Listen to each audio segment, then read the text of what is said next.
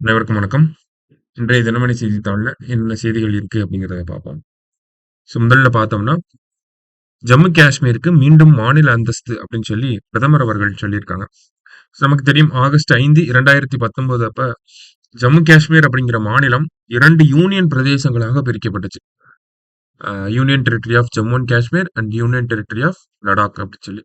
இதுல union territory of Jammu and காஷ்மீருக்கு சட்டப்பேரவை இருக்கக்கூடிய வகையில அவங்கள யூனியன் பிரதேசமா மாத்துறாங்க. எப்படி நமக்கு டெல்லியில சட்டமன்றம் இருக்கு.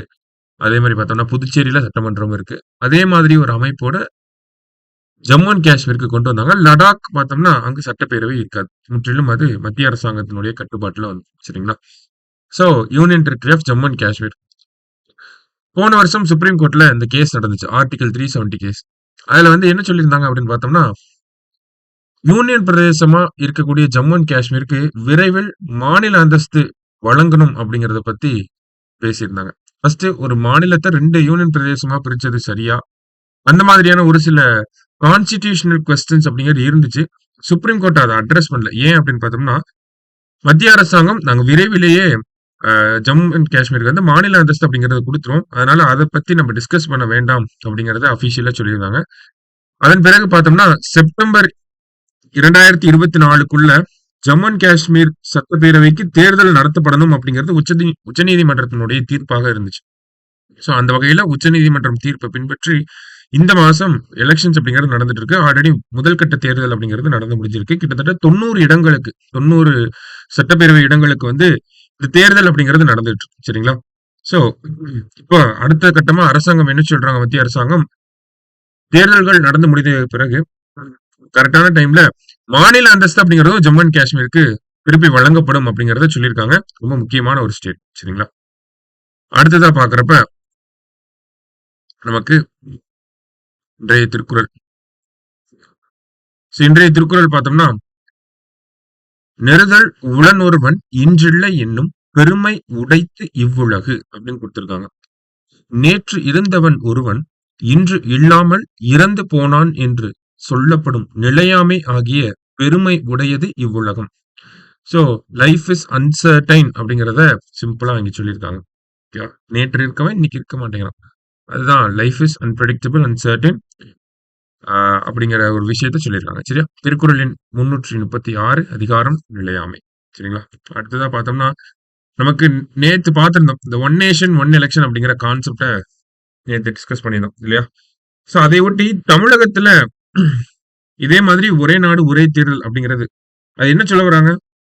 லோக்சபாவுக்கும் மாநில சட்டமன்றங்களுக்கும் ஒரே நேரத்துல தேர்தல் நடத்துறது தான் அந்த ஒரே ஒன் நேஷன் ஒன் எலெக்ஷன்ல சொல்ல வராங்க. அந்த மாதிரி தமிழகத்துல நடந்திருக்கா? நடந்திருந்தா எத்தனை முறை அது நடந்திருக்கு அப்படிங்கறத இந்த செய்தியில கொடுத்திருந்தாங்க. சோ நமக்கு எக்ஸாம் பாயிண்ட் ஆஃப் வியூல 1952ல இந்தியாவுல தேர்தல்கள் அப்படிங்கறது ஆரம்பிக்கிறப்போ மத்தியிலயும் சரி மாநிலங்கள்லயும் சரி ஒரே நேரத்துல தான் தேர்தல் நடந்துச்சு.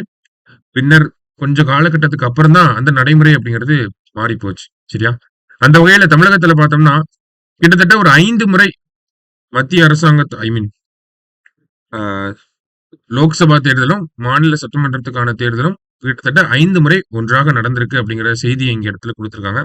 சோ என்னென்ன தேதிகள்ல நடந்துச்சு அப்படிங்கறத கொடுத்திருக்காங்க. அந்த அளவுக்கு டீப்பாவும் நம்ம போய் பார்க்க தேவையில்லை. சரிங்களா? ஜஸ்ட் என்ன அப்படிங்கறத மட்டும் பார்த்துக்கணும். மத்தபடி பார்த்தோம்னா இன்றைய செய்தித்தாள்ல வேற எதுவும் பெருசா நம்ம பாக்குற அளவுக்கு செய்திகள் இல்ல. சரிங்களா? சோ நம்ம இன்ஸ்டிடியூட்டை பொறுத்த வரைக்கும் பார்த்தோம்னா குரூப் 2 மற்றும் குரூப் 2A இலவச வழிகாட்டுதல் வகுப்பு கைடன்ஸ் கிளாஸ் அப்படிங்கிறது கம்மிங் சண்டே நடக்க போகுது. சரிங்களா? சோ நமக்கு கட் ஆஃப் பத்தின டிஸ்கஷன்ஸ் இருக்கும். மெயின்ஸ் எப்படி அப்ரோச் பண்ணலாம், குரூப் 2 மெயின்ஸும் குரூப் 2A மெயின்ஸும் நான் எலிஜிபிளா இருக்கேன். அதுக்கு எப்படி ஃபோக்கஸ் பண்றது, எதை ஃபர்ஸ்ட் ப்ரியாரிட்டைஸ் பண்றது, அந்த மாதிரியான டிஸ்கஷன்ஸ் வந்து இருக்க போகுது. ஸோ கண்டிப்பா வந்து உங்களோட டவுட்ஸ் வந்து கிளாரிஃபை பண்ணிக்கோங்க. ஸோ குரூப் 2 பொறுத்த வரைக்கும் பார்த்தோம்னா 35+ டெஸ்ட் சீரியஸ் வந்து பிளான் பண்ணியிருக்கோம். அதே மாதிரி group 2A 42+ test serious plan பண்ணியிருக்கோம். ஷெட்யூல் சீக்கிரமே ரிலீஸ் ஆயிடும். சரிங்களா? அதே மாதிரி இந்த குரூப் 2A அதுக்கான ப்ரிலிம்ஸ் கம் மெயின்ஸ் பேட்ச் அப்படிங்கிறது ஸ்டார்ட் ஆக போகுது. சரிங்களா? ஸோ இதுக்கப்புறம் அடுத்த குரூப் 2க்கு நீங்க ரெடி ஆகணும் அப்படின்னு நினைக்கிறீங்க அப்படின்னா இந்த ப்ரிலிம்ஸ் கம் மெயின்ஸ் பேட்சை நீங்க அப்ரோச் பண்ணலாம். அண்ட் தென் சுரேஷ் பாடசாலையில நமக்கு எல்லா கண்டென்ட்ஸுமே அவைலபிளா இருக்கும். ஓகேங்களா? 2A mains and then prelims mains batch எல்லாமே நமக்கு பாடசாலையிலுமே அவைலபிளா இருக்கு. சரிங்களா? ஸோ கீழ இருக்க நம்பருக்கு கான்டாக்ட் பண்ணிக்கோங்க. ஏதாவது ஃபர்தர் டவுட்ஸ் இருந்துச்சுன்னா. சரியா? ஸோ இன்னைக்கு நியூஸ் பேப்பர்ல இருந்த முக்கியமான விஷயங்கள பார்த்துட்டோம்.